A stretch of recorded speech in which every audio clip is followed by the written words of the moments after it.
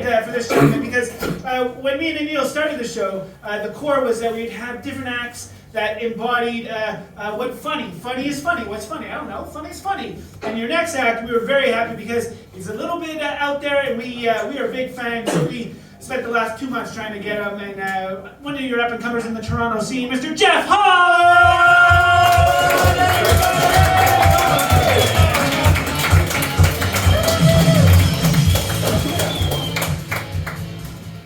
If one more person calls me unthreatening, I'm gonna. I don't know what, but you're not gonna like it. So keep that in mind. Put that in your back pocket, buddy. Before I get into it, this is kind of awkward. I seem to have misplaced my garage door opener somewhere in here. So if anyone sees a key lime, if anyone sees a key lime, hi, give me a slice. No, seriously, yeah, I misplaced my garage door opener. If anyone sees a lime green keychain attached to a crowbar, please let me know. Hello, by the way, I should probably say that at some point. Hello, everybody. My name is Jeff, it's true. It's named after my father. His name is Bruce, he was just named first.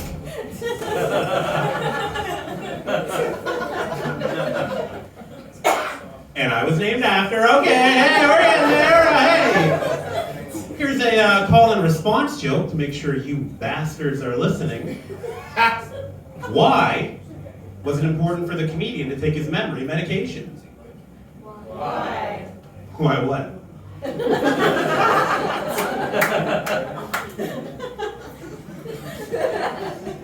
Here's a call and response joke. All right. No, but I am a pretty forgetful person, in that order.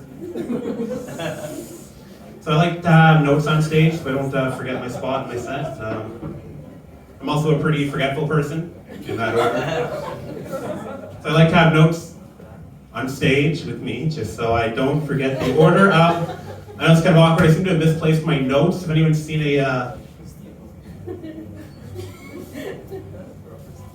Right. I'm a pretty forgetful person. The other day my mom sat me down, she said, Jeff, I'm assuming she was talking to me, your memory issues are getting worse, you should really go see that doctor.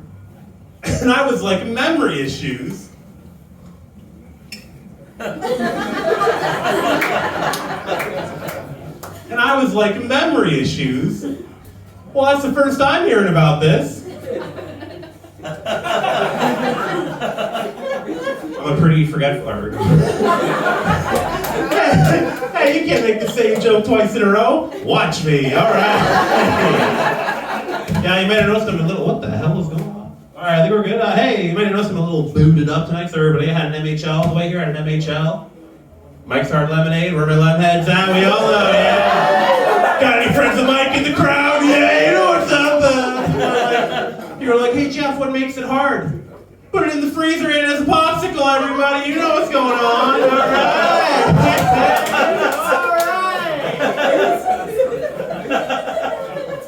I've also been dealing with insomnia lately. And the perverts in the crowd are like, oh, is that one of those new Mormon sex loopholes? Getting on insomnia? No. We all know about Mormon sex loopholes, right? Oh boy. Yeah, you know, all right. I do feel like if God does have a chosen person, or chosen people, I do think it is the Mormons.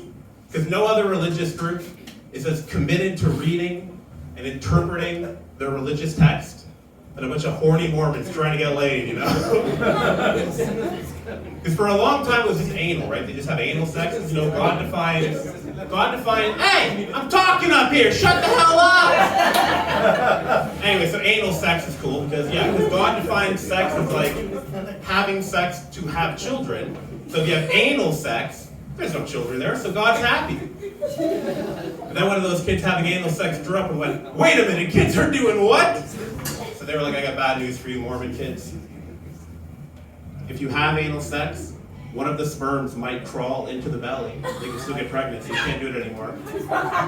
And all the Mormons were like, fiddlesticks. Dag I can't fuck her in the ass anymore. I'm Jolly G. Willikers, all right.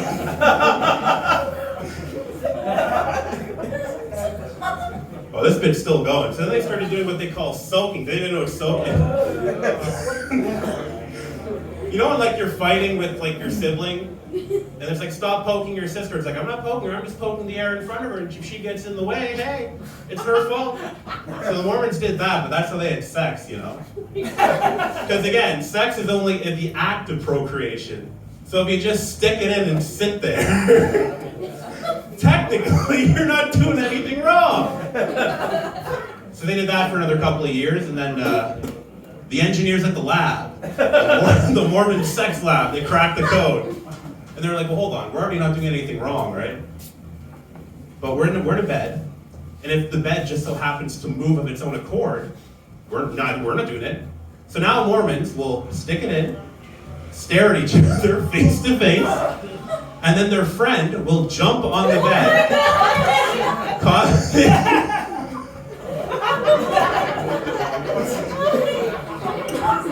Don't say you don't learn anything at comedy shows,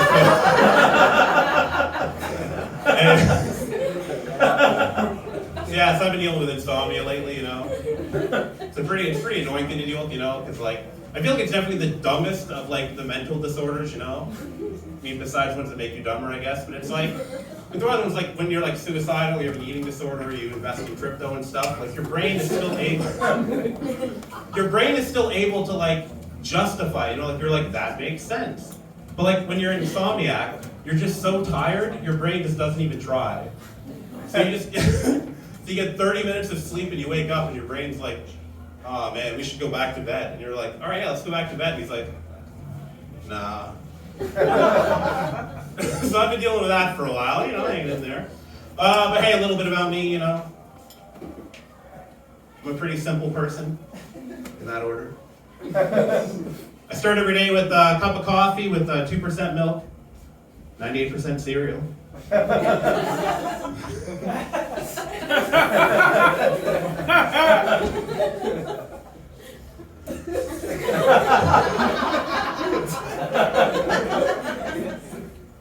I've been seeing someone lately. Very exciting. I've been seeing someone. Her name is undiagnosed psychosis. At least according to my doctor, okay. Yeah, my doctor said I can't drink on my new medication, so I had to stop taking my new medication. We get it. I had a very sheltered childhood growing up. I had a very sheltered childhood because I lived in a home. It was what they call a broken home, which is ironic because both my parents are carpenters. By age 10, it was clear I was a gifted child. Gifted to an orphanage. And from that day going forward, it was apparent to me that would never raise me. Or so I thought. I got adopted by a lovely young couple that couldn't have kids of their own. And the cops took me back because more specifically they weren't allowed to have kids of their own. You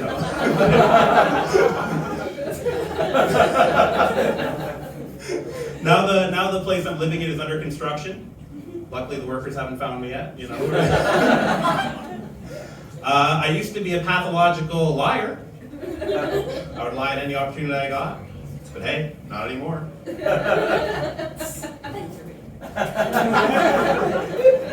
My tear ducts are connected to my nipples.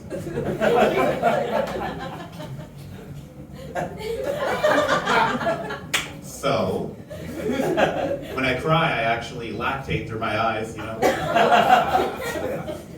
A friend saw it happen once, and they were so shocked they dropped a glass of water. I'd say, hey, no use spilling over cried milk.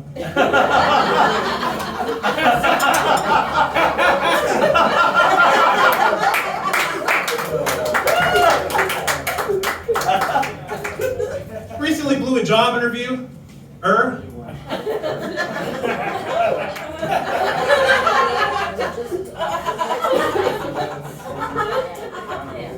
It was all for nothing though, he gave the job to his daughter anyways. Okay, line drawn in the sand. Yeah, some people say I'm too vengeful. I'll see about that. I